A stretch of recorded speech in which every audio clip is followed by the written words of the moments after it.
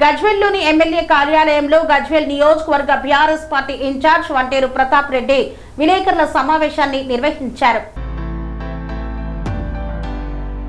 గజ్వేల్లోని MLA camp కార్యాలయంలో గజ్వేల్ నియోజకవర్గ BRS party incharge Vanteru Pratap Reddy విలేకరుల సమావేశాన్ని నిర్వహించారు.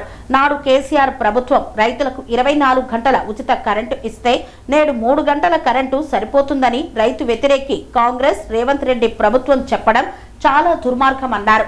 రైతుల బోరుబావులకు స్మార్ట్ మీటర్లు వద్దే వద్దు, రైతు విద్యుత్ డిస్కాంలను వెంటనే రద్దు చేయాలని పేర్కొన్నారు. రాబోయే 4 రోజులలో వడ్లను కొనకపోతే 30 ట్రాక్టర్ల వడ్లను రాజీవ్ రహదారిపై పోసి దిగ్బంధం చేసి రైతు గోస కాంగ్రెస్ ప్రభుత్వం ముఖ్యమంత్రి రేవంత్ రెడ్డి కళ్లు తెరిపిస్తామని వంటేరు ప్రతాప్ రెడ్డి హెచ్చరించారు.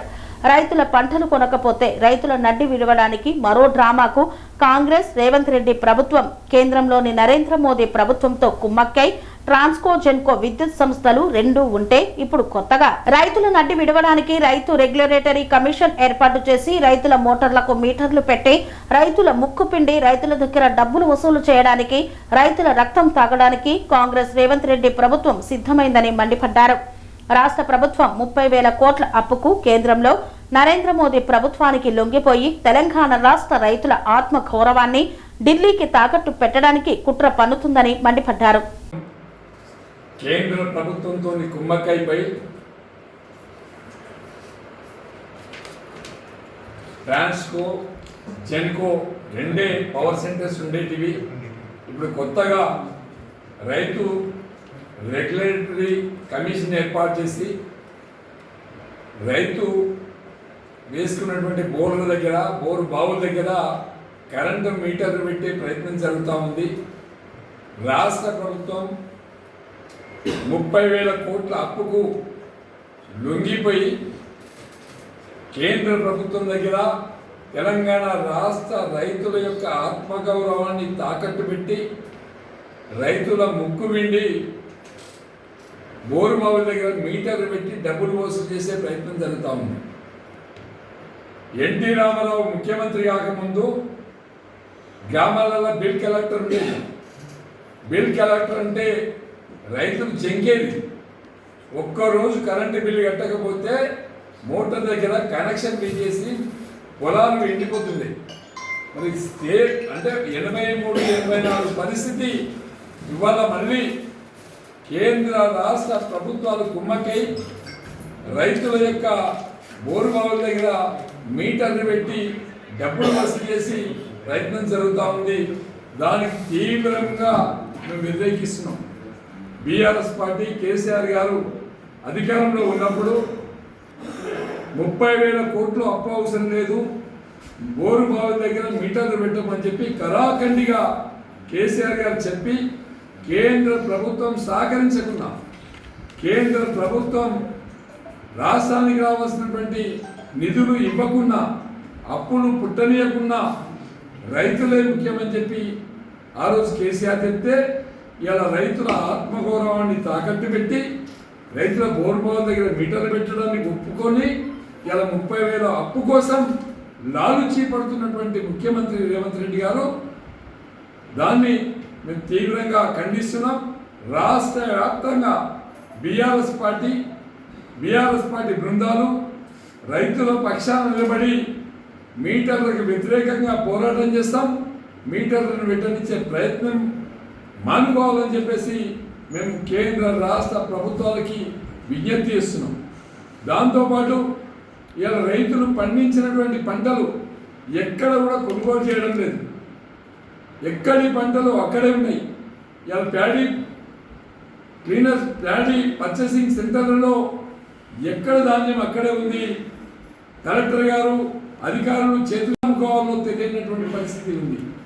అదేవిధంగా 4 మాసాలు అవుతుంది రైతులు చనిపోతే కేసీఆర్ గారి గవర్నమెంట్లో 12 రోజులలో రైతు బీమా కింద 5 లక్షల రూపాయలు జమ అయ్యేటివి.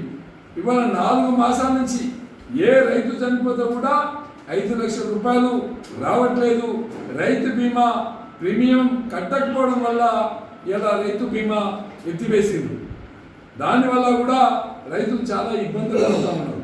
మేము రైతు బీమా కట్టాలని రైతు పండించిన పంటలు కొనుగోలు చేయాలని, రైతుల బోరు బావుల దగ్గర పెట్టే మీటర్లు పెట్టవద్దని, డిస్కీములు రద్దు చేసుకోవాలని, రైతు డిస్కీమ్ ఏదైతే ఉందో దాన్ని రద్దు చేసుకోవాలని చెప్పేసి విజ్ఞప్తి చేస్తున్నాం.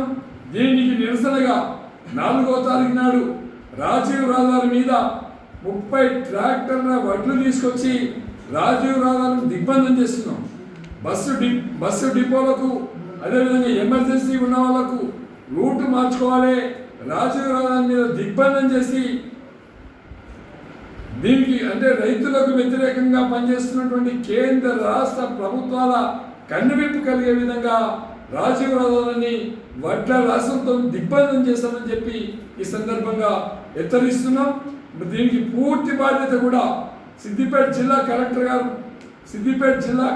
గారు బాధ్యత వహించాలని చెప్పేసి మేము కలెక్టర్ గారికి విజ్ఞప్తి చేస్తున్నాం.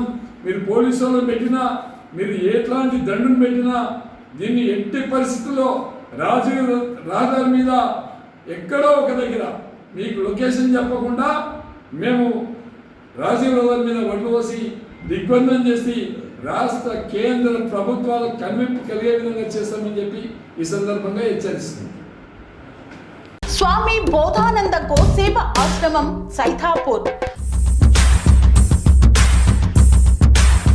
జ్యోతిష్యం, వాస్తుశాస్త్రం మన పూర్వీకులు మనకిచ్చిన వరం.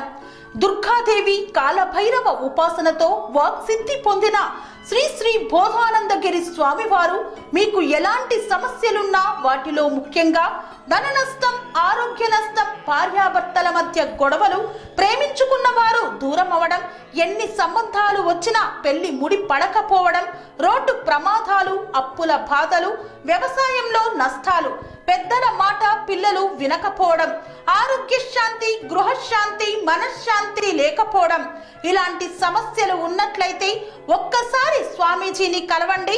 మీ సమస్యలకు తగిన పరిష్కారాన్ని పొందండి.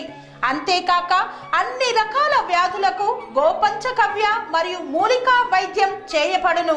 నమ్మకంతో రండి, ఆయురారోగ్యాలతో వర్ధిల్లండి. మా అడ్రస్ స్వామి బోధానంద గోసేవ ఆశ్రమం, సైథాపూర్, వీరభద్రస్వామి గుడి దగ్గర, యాదగిరిగుట్ట. సంప్రదించవలసిన నెంబర్ 9849213754 మరియు 9618034138.